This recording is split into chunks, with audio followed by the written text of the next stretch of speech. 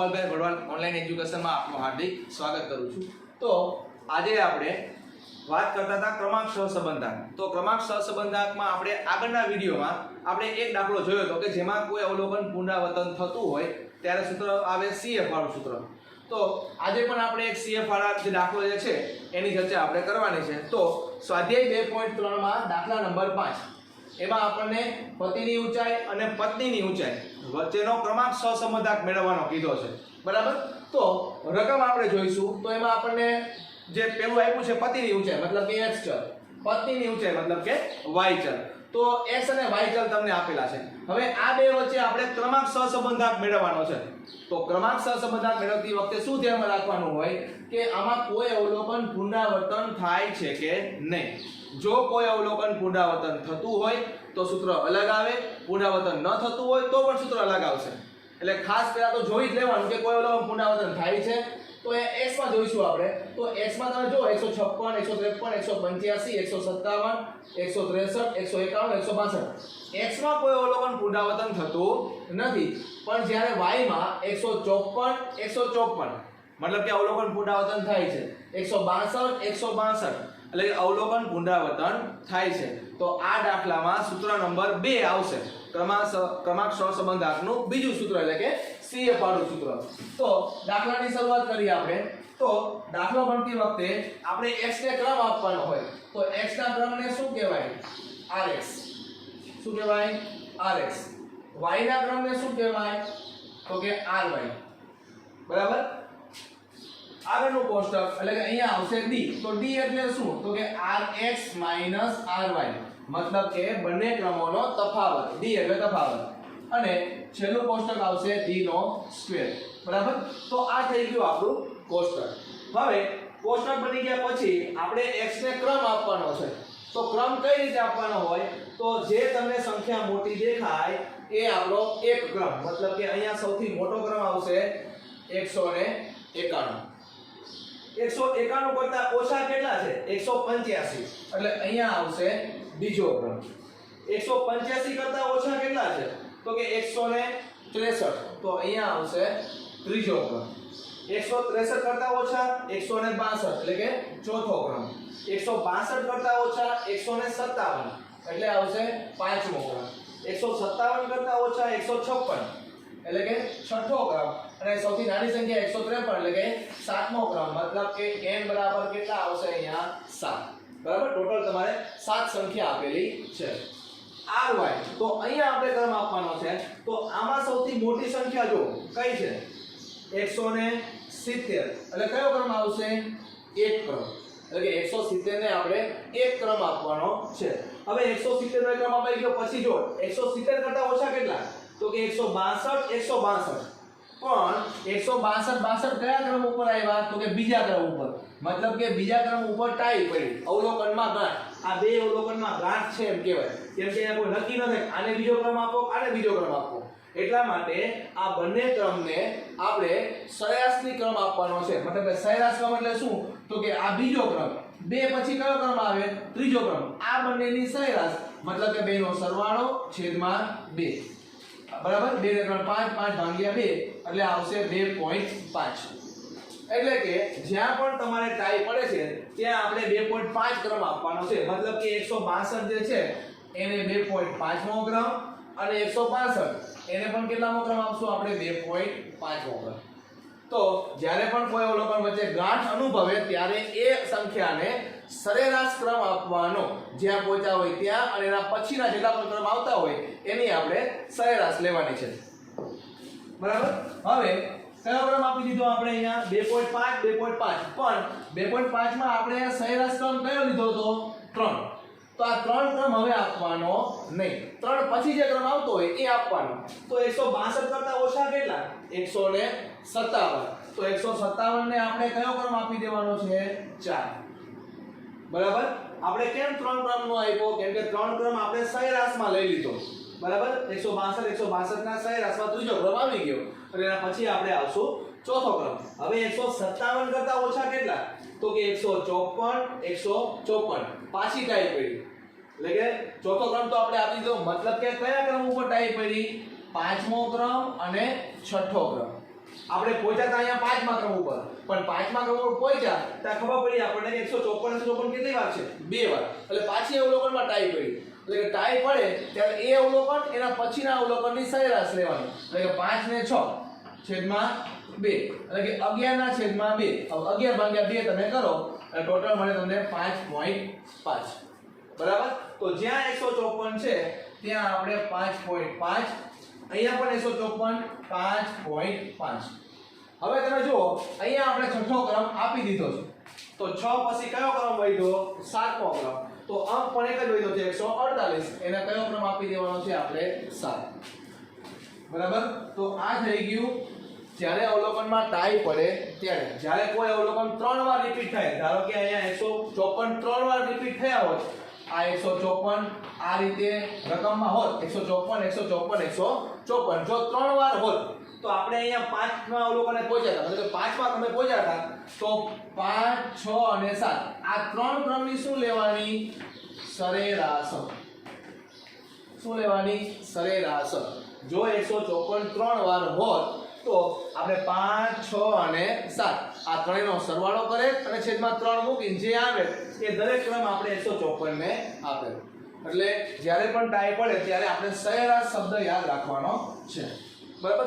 હવે સાદું અને સિમ્પલ છે. d rx ry, એટલે કે 6 માંથી 5.5 એટલે 0.5. બરાબર? 7 માંથી 7 તો અહીંયા વધશે 0. 2 માંથી 2.5 એટલે કે -0.5.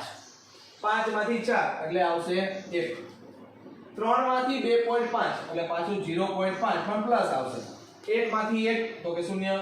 4 માંથી 5.5 4 માંથી 5.5 જાય એટલે -1.5 વધશે. બરાબર? તો હવે આપણે અહીંયા કરવાનું છે ટોટલ ક્યારે પણ કરવાનો નહીં, કેમ કે આનો જવાબ કેટલો આવે? હંમેશા 0 જ થાય. કેમ? ક્રમાંક જે છે એ ક્રમાંકોનો તફાવત એટલે કે d હંમેશા કેટલો હોય? 0 હોય છે. d નો સ્ક્વેર એટલે કે અહીંયા આવશે 0.25. 0 નો વર્ગ 0, આ માઈનસ છે પણ વર્ગ થાય એટલે પ્લસ થઈ જાય 0.25. 1 નો વર્ગ 1. બરાબર? 0.5 નો વર્ગ 0.25. 0 નો વર્ગ 0. 1.5 નો વર્ગ એટલે કે 2.25. કે 15 નું વર્ગમૂળ કેટલું થાય? 225. એટલે અહીંયા આવશે 2.25. ટોટલ સરવાળો સિગ્મા d નો સ્ક્વેર તો કરી લઈએ આપણે 0.25 વત્તા 0.25 1 વત્તા 0.25 અને 2.25.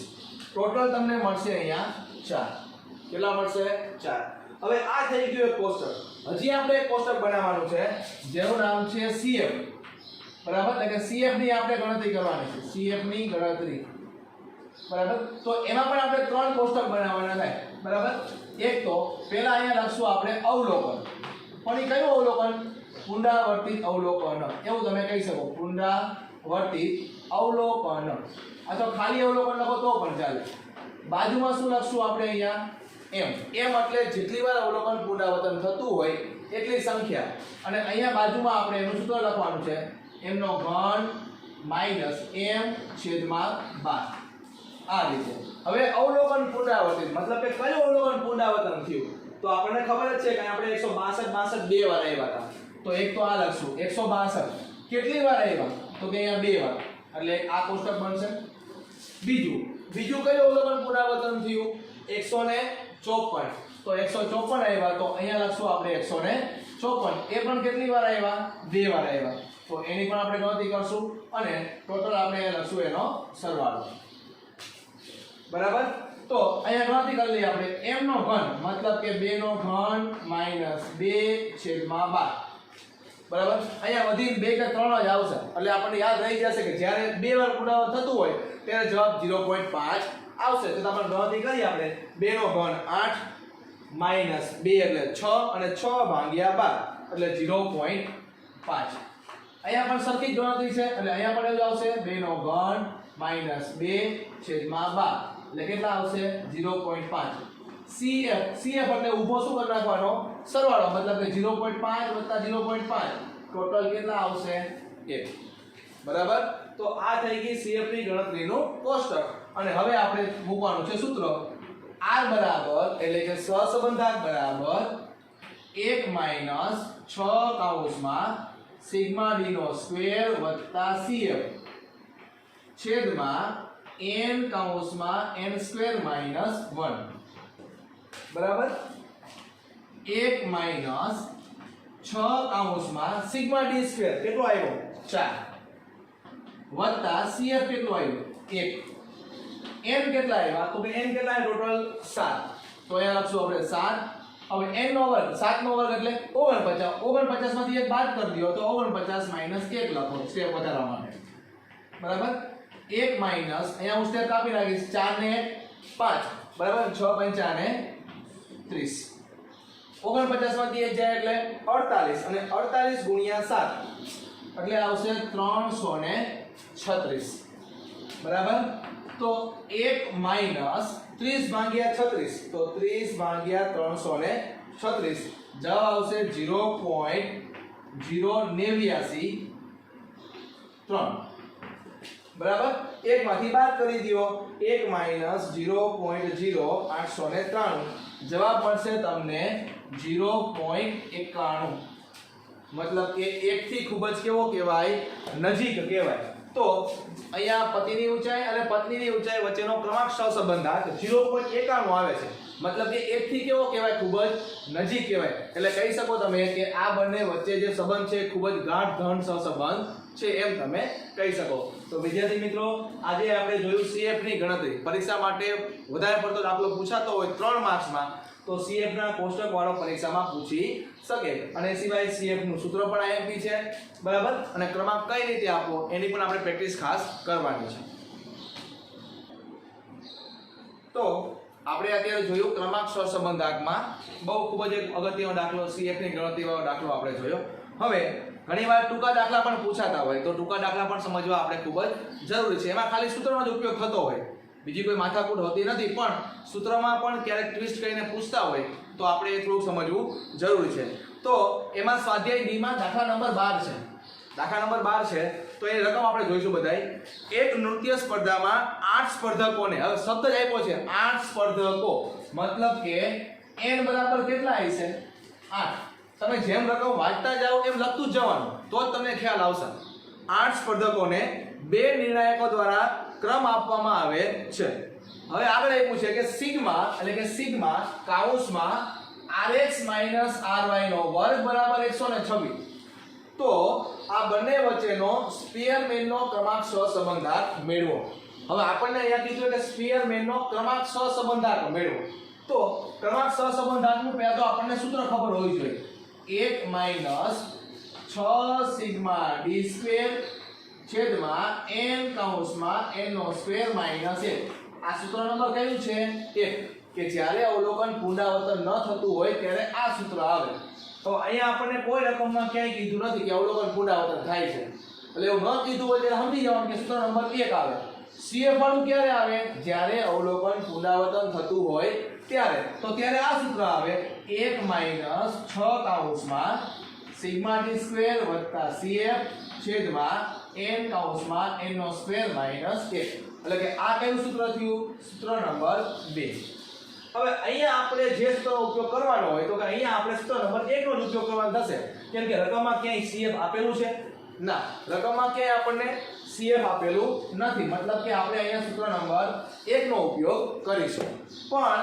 અહીંયા આપણે સિગ્મા ડી સ્ક્વેર ની જરૂર છે રકમમાં સિગ્મા ડી સ્ક્વેર છે જો ખબર પડતી હોય તો અહીંયા તમે જુઓ આ સિગ્મા નો સિગ્મા લેવા દો rx ry મતલબ કે d થયો કેનો થયો આને શું કહેવાય આપણે સૂત્રમાં કોષ્ટક બનાવી છે ને જ્યારે દાખલો ગણિત આવું કોષ્ટક બનાવી છે d બરાબર rx ry આવું કોષ્ટક બનાવી મતલબ કે આને શું કહેવાય d કહેવાય શું કહેવાય d કહેવાય તો d નો વર્ગ તો આપણને આપ્યો છે બરાબર આગળ શું આપ્યું છે સિગ્મા મતલબ કે આ શું થઈ ગયું સિગ્મા d નો સ્ક્વેર એટલે રકમમાં સિગ્મા d સ્ક્વેર તમને આપેલો છે પણ આપણને મેળવતા આવડવું જોઈએ બરાબર તો અહીંયા જે રકમ તમને આપી છે આ સિગ્મા આને કહેવાય d અને વર્ગ તો આપેલો છે સિગ્મા d નો વર્ગ કેટલો આપ્યો તમને 126 બરાબર રકમ મૂકી દો 1 માઈનસ 6 ગુણ્યા સિગ્મા d સ્ક્વેર 126 m કેટલા આવ્યા છે 8 8 નો વર્ગ 8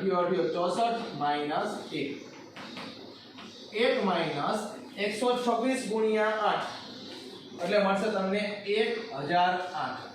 64 માંથી 1 જાય એટલે 63 અને 63 ગુણ્યા 8 એટલે 504. બરાબર 126 ગુણ્યા 6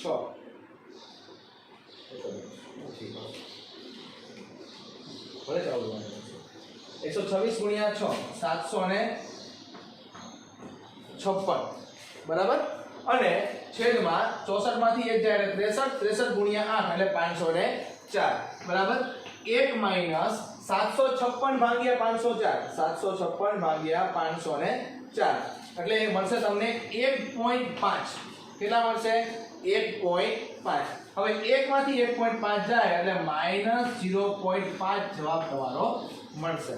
તો આ થઈ ગયો ટૂંકો દાખલો. ટૂંકા દાખલામાં ખાસ એટલું આપણે યાદ રાખવાનું છે કે અહીંયા કોઈ રકમ આપેલી હોય તો તફાવતની રકમ હશે. ક્યારેક તમને આવો પણ શબ્દ આપ્યો હોય કે તફાવતના વર્ગોનો સરવાળો, આવો શબ્દ આપ્યો હોય થિયરીમાં, તો તફાવતને શું કહેવાય? ડી. ડી નો વર્ગ એટલે કે ડી નો વર્ગ થઈ ગયો સરવાળો એટલે સિગ્મા, તો સિગ્મા ડી નો સ્ક્વેર. આની જગ્યાએ તમને આવો શબ્દ પણ આપેલો હોય તો વિદ્યાર્થી મિત્રો ખાસ યાદ રાખવાનું, આ થિયરિકલ ભાષા થઈ, આ સાંકેતિક ભાષા થઈ, તો આ બંને સરખું જ છે. તો આવા દાખલા આવે ટૂંકા દાખલા તો ત્યારે પણ જો આ સમજેલા હોય તો તમને ટૂંકમાં જલ્દી તમે સમજી શકો છો. તો આજે આપણે જોયું ક્રમાંક સહસંબંધમાં એક ખૂબ જ મોટો દાખલો અને 2 માર્ક્સનો એક ટૂંકો દાખલો. હવે પછી આપણે જે ક્રમાંક સહસંબંધના ટૂંકા દાખલાઓ છે બીજા એનો અભ્યાસ આપણે કરીશું.